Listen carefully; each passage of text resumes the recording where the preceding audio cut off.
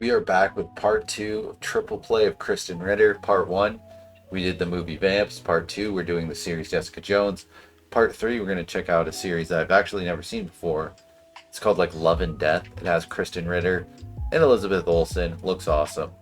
But right now, we're going to talk about Jessica Jones, which was a Netflix series along with Daredevil and Luke Cage, which those series were just kind of like abandoned, left in the dust. We sometimes see Daredevil pop up in the MCU, but just barely. But Jessica Jones was an incredible show. And I'm going to break it down into seasons. And first, I'm going to talk about season one because that's very important. Season one is incredibly dark.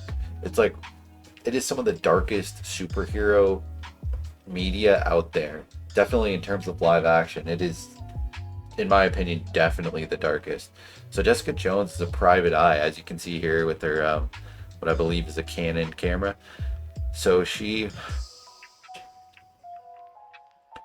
is a private eye who has a drinking problem, mostly because she has PTSD, and that is the focus of the show: is her struggles with her PTSD, and also the events that happened to her that gave her the PTSD. What happens before we start the series is she suffers horrible abuse for quite some time at the hands of the villain Kilgrave, played by David Tennant. Now, this villain is easily the greatest Marvel villain that I've seen. It's probably just the greatest superhero villain that has been shown in live action. Like, this guy is super evil. His power is that he can mind control you. So he tells you to do something and you do it. And he did that to Jessica Jones. She is not immune to his power. So so for, I think it was like years or maybe a year and a half, she was totally under his mind control. So he made all the decisions. So he abused her, not just like mentally, physically, but also sexually. So the subject matter is just crazy dark as you see her suffer from her PTSD and struggle to keep her life together, keep her private investigator business together.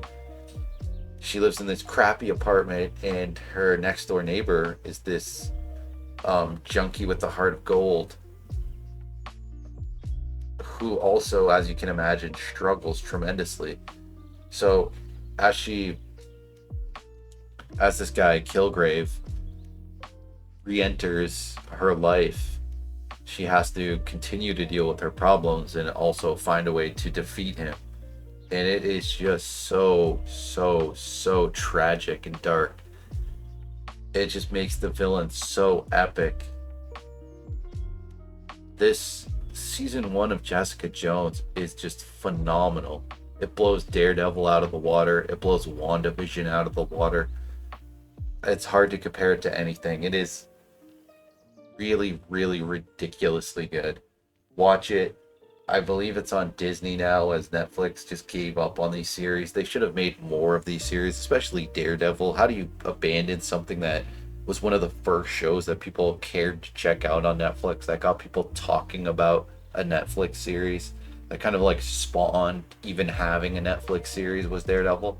But they just like gave up. They only did like 3 seasons of Daredevil. They did 3 seasons of Jessica Jones, but I do not know why. We'll talk about season two and season three together because they suffer from a lot of the same issues as each other anyway. So season two, season three, well, right off the bat in season two, between the first and second seasons, she just no longer has PTSD.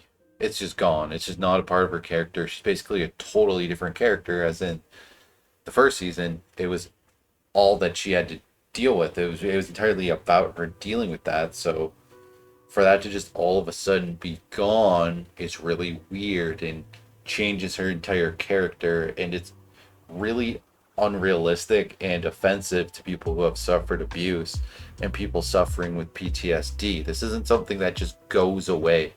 It's not just like, oh, well, you you were able to deal with this problem. Now it just doesn't exist anymore. It just isn't a part of your life. Just don't even think about it. You're just this whole new person. Like, obviously, yes, you can have like breakthroughs and seriously improve your mental health as it pertains to very particular things, but it doesn't make it go away entirely. And that's really kind of gross. And overall, the season's really, really lame.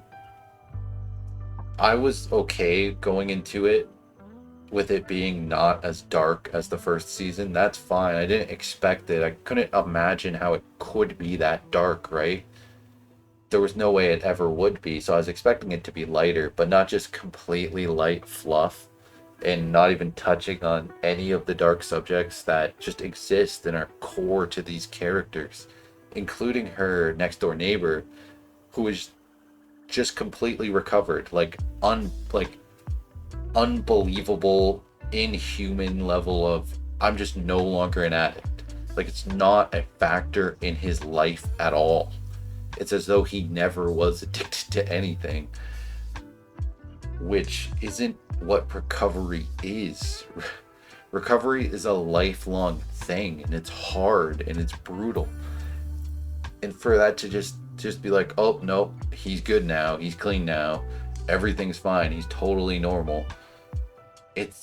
Why would you build such an awesome and realistic character to just take all that realism out of him? He's still awesome, he's still a lovely guy, but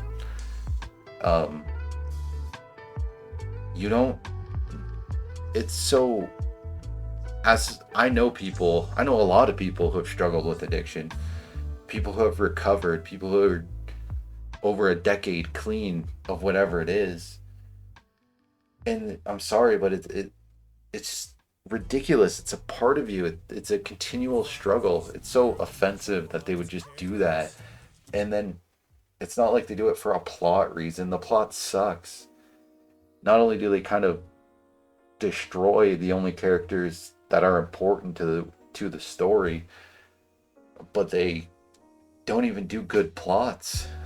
Like, if they had done something, then maybe I could forgive it a little, but no, season 2, season 3 are unwatchable. Actually, at certain points, painfully bad. Even if you look past the ridiculous things they do with the characters, which I tried to do because season 1 I just adored, but I couldn't get to the end of season 3. It is awful.